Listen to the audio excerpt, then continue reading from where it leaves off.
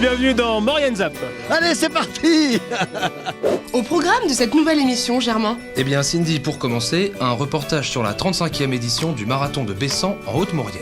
Et pour terminer, 8e édition de la remise des trophées de la reconversion en compagnie de sportifs de haut niveau au cinéma de la Toussuire. Bon Maurienne Zap. Allez, c'est parti.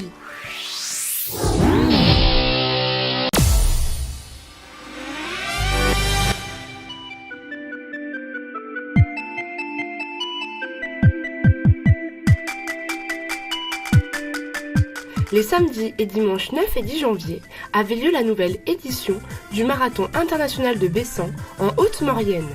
Pour cette nouvelle édition, plus de 1300 coureurs se sont donné rendez-vous le long des sentiers enneigés. C'était cette année la 35e édition de cette course mythique qui ne date pas d'hier.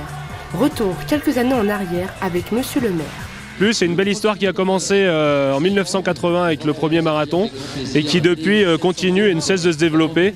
Aujourd'hui on a eu plus de 1300 coureurs qui ont pris le départ de ce 35e marathon avec beaucoup de succès. On avait des conditions qui étaient très bonnes même si la neige est arrivée assez tard sur nos massifs et on peut déjà dire que c'est une édition réussie et qu'on espère faire encore mieux l'année prochaine pour la 36e. De plus en plus de participants sont présents au départ de cette course. Des Français bien évidemment, mais pas seulement. Et je pense que le caractère international prend tout son sens aujourd'hui avec évidemment beaucoup d'Italiens qui sont, faut le dire, juste à côté, c'est nos voisins. Hier sur le 30 km on a eu la victoire d'un Italien, Sergio Bonaldi. Aujourd'hui beaucoup d'Italiens au départ mais aussi des Norvégiens, des Russes, des Suisses, des Belges. Donc c'est vraiment ce caractère international de la course auquel nous sommes très attachés. L'épreuve des 42 km a été remportée cette année par le célèbre Benoît Chauvet, déjà vainqueur plusieurs années de suite de cette même course. C'est toujours un peu l'incertitude, la première course, la première longue de l'année. On ne sait jamais comment est le bonhomme, comment sont les autres. Et c'est une très grosse satisfaction de pouvoir terminer ici en tête.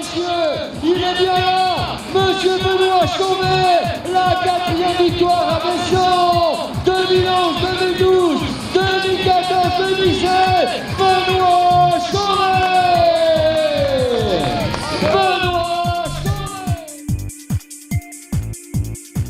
Un super parcours, une piste très difficile parce que finalement il faut tout le temps skier.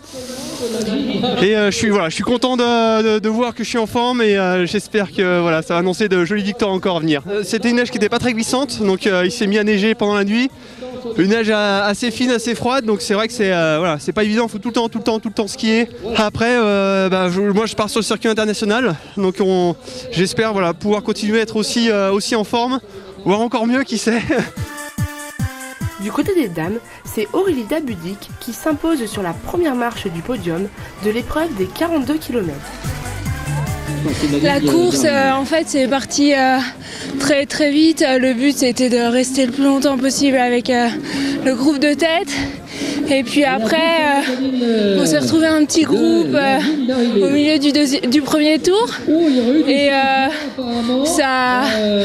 les groupes se sont faits. Et puis après, il n'y avait plus qu'à gérer les écarts.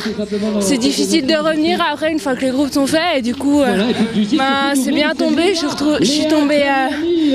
me suis retrouvée la seule fille devant.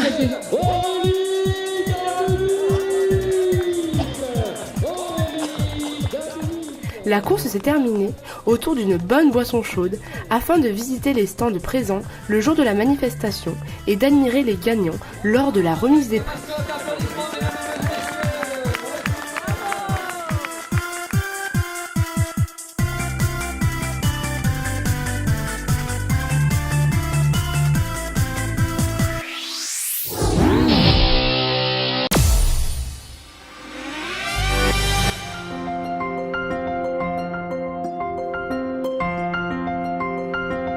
Ce lundi soir 11 janvier avait lieu la 8e soirée de remise des trophées de la reconversion dans le cadre des rencontres Toussuire Sport. Cette cérémonie a lieu au cinéma L'Igloo de la Toussuire. Ce soir, c'était la remise des trophées, la remise des diplômes, donc des rencontres Toussuire Sport, trophée de la reconversion, voilà, tout simplement. Une belle soirée avec tous ces diplômés et tous ces lauréats. trophée de la reconversion, donc pour valoriser les reconversions réussies dans le domaine du sport. Voilà, des sportifs de haut niveau qui ont opéré cette reconversion réussie. Et ça fait 8e édition. Donc voilà, on a commencé à prendre un petit peu les habitudes chaque année au mois de janvier de recevoir à peu près 200 sportifs, anciens professionnels qu'on connaît tous, passionnés du sport, voilà, qui nous font l'amitié d'être ici. Bruno Marie-Rose, ancien athlète de haut niveau, aujourd'hui manager système d'information à la Société Générale, nous livre l'évolution de la reconversion sportive au cours des dernières années.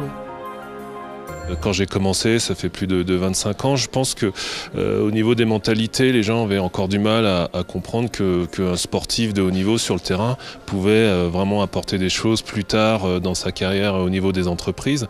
Donc voilà, il avait fallu se battre, et notamment sur le fait que pour y arriver, un sportif de haut niveau avait aussi le droit de faire des études de haut niveau. Et donc voilà, ça a été un combat, mais j'y suis arrivé, puisque en même temps que ma carrière, j'ai pu décrocher un diplôme d'ingénieur avec des aménagements en pouvant convaincre les gens que c'était possible de faire les deux. Et voilà, et quand on voit aujourd'hui tout ce qui se pratique au niveau notamment du CDES, hein, le centre de Limoges, qui forme des managers pour la gouvernance du sport, et notamment des anciens sportifs de haut niveau, on voit que voilà, en 30 ans, le chemin a beaucoup évolué. Et aujourd'hui, voilà, les entreprises reconnaissent le fait que les valeurs du sport sont importantes pour pouvoir progresser, pour pouvoir développer l'esprit d'équipe, avoir envie de réaliser des projets. Véronique Péco-Roland s'adresse aux jeunes pour leur livrer de précieux conseils sur leur avenir. Oui, aujourd'hui c'est vrai que quand on a la tête dans le guidon, quand on fait du sport de haut niveau, on passe pas forcément à l'après, et on s'aperçoit que ça arrive très vite. Donc il est important pour les jeunes de continuer leurs études, et quand on arrive sur la fin de sa carrière, dans le milieu de sa carrière, commencer à s'interroger à l'après, c'est sûr que c'est très important, puisque la carrière en fait d'un sportif est très très très courte dans une vie. Donc c'est une nouvelle vie qui commence. Alors il ne faut pas avoir peur de se projeter dans autre chose, puisque c'est vrai que pendant des années on a fait quelque chose qu'on maîtrisait, voilà, très bien, etc. Et on arrive dans quelque chose dans l'inconnu en somme. Et voilà, on a tous des qualités. Les sportifs de haut niveau ont beaucoup de qualités qui peuvent mettre au service de l'entreprise. Les gens de la promotion qui viennent de sortir sont déjà aux manettes dans les clubs, à des postes de responsabilité. Ils sont déjà, dans cette promotion, c'est assez exceptionnel, manager de club de handball, manager général de club de rugby. On en a 3 qui sont déjà en activité, manager de club de football également. Et sur le volley, c'est exactement la même chose. Donc, je vais leur souhaiter beaucoup de succès.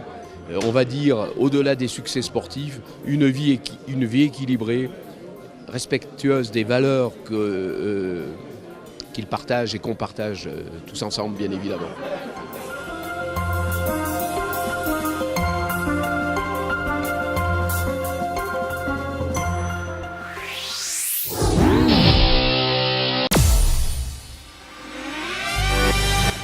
L'ASDER, Espace Info Énergie de Savoie, en collaboration avec la communauté de communes Cœur de Maurienne, met à disposition une mallette avec plusieurs appareils de mesure pour être sensibilisé sur la performance thermique de son logement.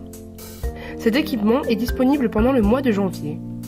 Pour plus d'informations, vous pouvez contacter la communauté de communes Cœur de Maurienne au 04 79 83 07 20.